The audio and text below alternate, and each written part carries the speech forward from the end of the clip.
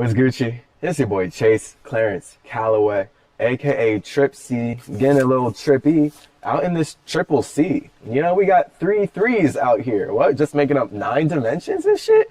That's crazy. Let's talk about it. We got a question. It's really windy out here, and there are birds just tearing up this bird feeder. So, perfect. Like, perfect timing. You feel me? This question, I think, if you don't know where you're at, this is Cosmic Conversations, episode something, I'm pretty sure 17. And I've been hella busy working on courses, just so I can really get everything that I've learned in this lifetime out there, build upon it from all the past lifetimes, and share with everyone how I didn't eat food for 24 days and continue to not eat food for like long amounts of time, and only getting healthier as I do it and leveling up. I'm working on that, so I haven't been able to answer all the questions nearly as fast. We're making it happen. Synchronicity, it's divine timing, all right? You can't rush art or some shit. Dear Thoth, you share the importance of communication a lot. So I understand why you love birds so much. They're beautiful, bro. To me, birds are so happy when they sing their songs, which then makes me happy to hear. So my question is, how do I communicate in a way that makes everyone in my life happy? Birds are really awesome at that. And that is everything. Like, in fact, that's actually a pretty big question as the wind is going wild and this table is shaking. All right. So, communication, the sea, right? The sea shows us that everything is connected. And the sea is created when spirits feel like relating their imagination. When we're talking about air, the air sea, not the actual like body of water sea that we're thinking about, that's actually communicating one's imagination. So there's water, right? There's water where you're connecting because you don't want to be alone in your imagination anymore. So like bodies of water are created by spirits who want to be alone but together. So that's like a star. Or really just any body of water. Everything's a body of water. That's why like we create life. All life comes out of water. It's just a matter of like all the details on how the spirits that are creating that water decide to make it look based on earth and all these extra elements. When we're talking about fire, water, air, and earth though, right? The first 4 that come out of spirit. Fire is just you having your own individual imagination. So when you go around, when you deal with everyone, the ego is one person's individual imagination. And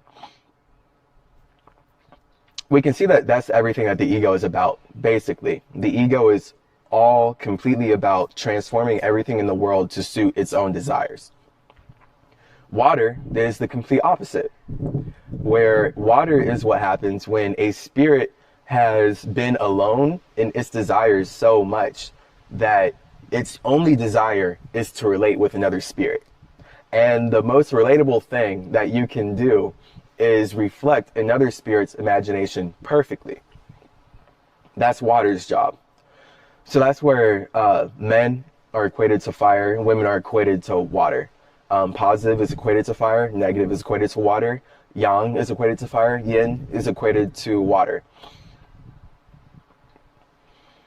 Because fire is just all about external, water is all about internal. Water is about feeling, and fire is about more so expressing that feeling. Earth is thought. So when we're talking about communication, okay, and you want to know how to communicate in a way that makes the egos, the people in your life happy, yeah, it's all about being aware that every person in your life is a combination of this fire and water. their imaginations, their dreams, their desires, and then how they feel about all of that and the world that they're in and what they reflect. And when these two join together, right, when fire meets water, you get steam. That's the actual air. That's the actual sea that connects everything in the universe. The steam is this chi. All spirits that feel like relating their imagination to the outside world instead of their alone space, boom, you're part of the universe. And even if you're not part of the universe, the fact that everything in existence must come from nothing, and you are part of that nothing, you can't really escape it. Demons try. Entities try. It results in a lot of evil, negative shit in the universe.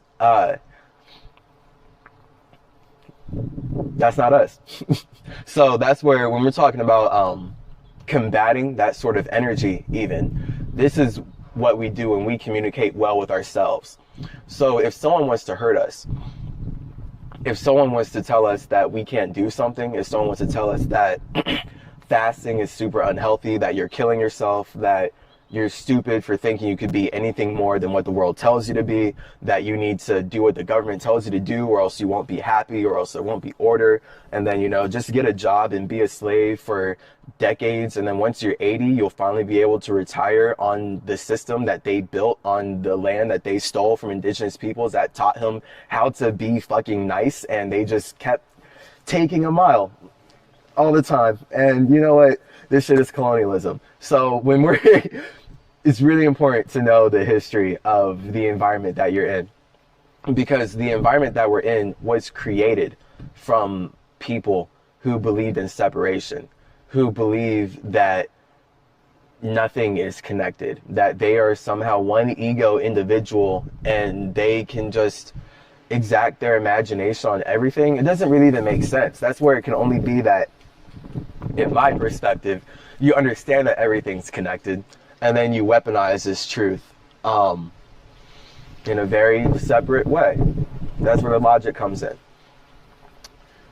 Very windy out here now, and I'm shivering. So when we're talking about using your internal fire to meet your water, to cultivate an atmosphere, you have to realize that everything that you say then is a thought.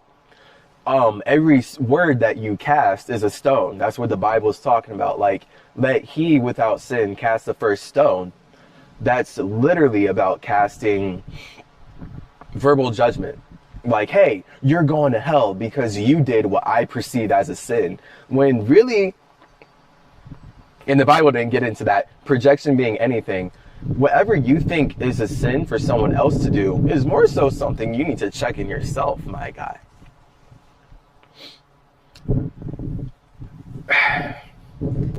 So that's just where it becomes control. So when every thought, when every stone that you cast, aka a comment, is a comet to someone else's planet, right? So someone else is their body of water, they have their own atmosphere. Every comment you make is a comet. That is just this solid thought stone that is carrying the vibration that matches the frequency that vibration was created from. So your earth, aka your thoughts, are only as good as the water and air, the vibration that was created to represent the frequency, which is your imagination, aka just the intent overall. So if someone intends to do you harm and that's like all their imagination, then their vibration, their feeling is going to start carrying like, hey, I want to hurt people. I get off on like, you know, lowering people's vibration, right? So that's where you get those spirits who, instead of taking responsibility into their own hands and raising themselves up, they decide to push down others because it makes them feel higher. So that's what we're talking about here, where a spirit that feels negatively and has negative imaginations and like negative desires just about themselves, they have to cast out stones that make you feel the same way. So this is why people always tell you who they are. because they're always going to have to create comments that impact your atmosphere from their natural imagination, from their natural hell or heaven, same thing, from their natural space and infinity that they would want to stay for eons. And then how they feel about that is how they communicate it to the universe. And then the logical details of how that's communicated is all the infinite light forms that people are now lost in, based on all the details in which, you know, they think life was created by light, and that they didn't create light to represent life, which represents death, ultimate transformation, which is a darkness, and the soul, which is a representation of the spirit, true nothingness. You feel me? So being aware of that, that's where you easily get to protect yourself from other people's negative comments. So if you're spending time with someone and over time you're noticing like a comment, like their words, when they impact your planet, you feel bad, right? Like you have a natural vibration. And for whatever reason, when this word comes in, it hits you, impacts you, and you feel worse. I'm telling you right now, it's because your vibration, your body of water, your human body is naturally higher than before you're interacting with that person. And then once you start interacting with that body of water, you are in the same space, and then you're dealing with their comments.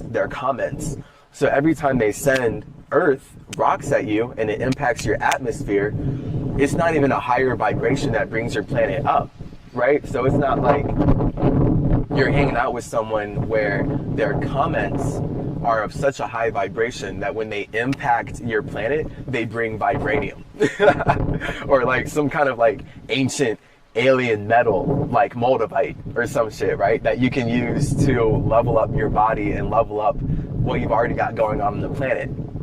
Because those would be the planets that you want to hang out with. If you're getting comments from anyone, they're ideally comments that help you. Even then, right, there's still comments from outside of yourself. And that's why you are your environment. Your environment is a reflection of who you are internally. So anything that you tolerate on the outside, any comments that you withstand, you will only withstand them as long as they resonate with your imagination, with your frequency. So that's where, if you're spending time with someone and their comments keep impacting you and lowering your vibration to the point where you feel bad and you feel like them, you feel unworthy, and you feel like they're starting to be right and like they've been better than you or whatever, or like they're just that they're right, and it took a while. That's them influencing you with their vibration to just change you, basically. And then that's where it's just you then changing yourself, because you have to take that extra spiritual perspective of, wait, why am I using this person to punish myself? So this is why vibration feeling is everything. If it doesn't feel right, then meditate and check that. And if you can't avoid this planet that's sending comments at you that hurt you, like a family member, this is the point of an atmosphere. So, cultivating the best atmosphere to burn out any comments that might hurt you is just all about how you already communicate with yourself. How you bring your fire and water together so that it creates this air that when things that are not for the best intention of your fire or water try to come in, the air, the atmosphere, just fucks it up, dissolves it. And yeah, the comments can't hit. That's kind of the point of an atmosphere for planets, basically, is to stop flying random objects in space that carry all these random vibrations from affecting them. So as smaller planets, this is what we're doing all the time. This is your aura. The fumes, or your aura, basically, that you put off is all about your thoughts and feelings connecting. How does your masculine and feminine interact, your subconscious mind, on a daily basis?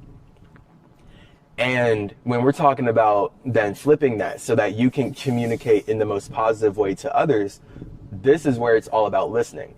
So in this white supremacist, Freemasonic, world that we live in, that has been taken over by all these non-melanated people that want to consistently rape, enslave, and murder melaninated indigenous peoples and build societies on that, of course,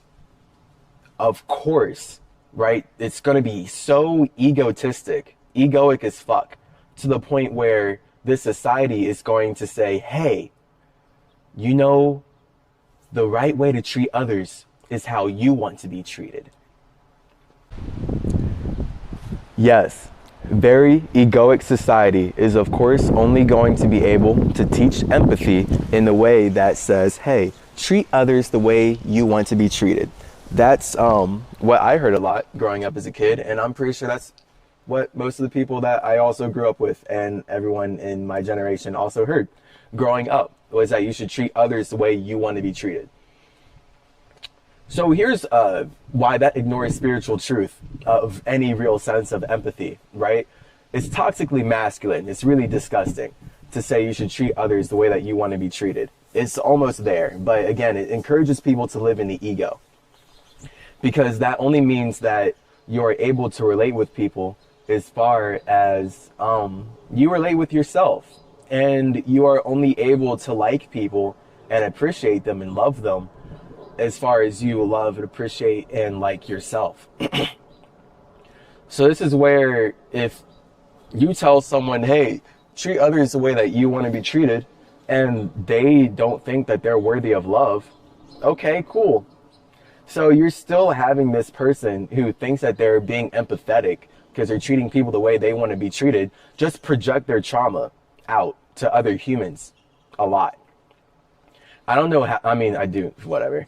Capitalism makes so much money off of the trauma of humans. It's wild. So for whatever reason, teaching very traumatic patterns to humans and like breeding that in is there's a lot of money to be made on that.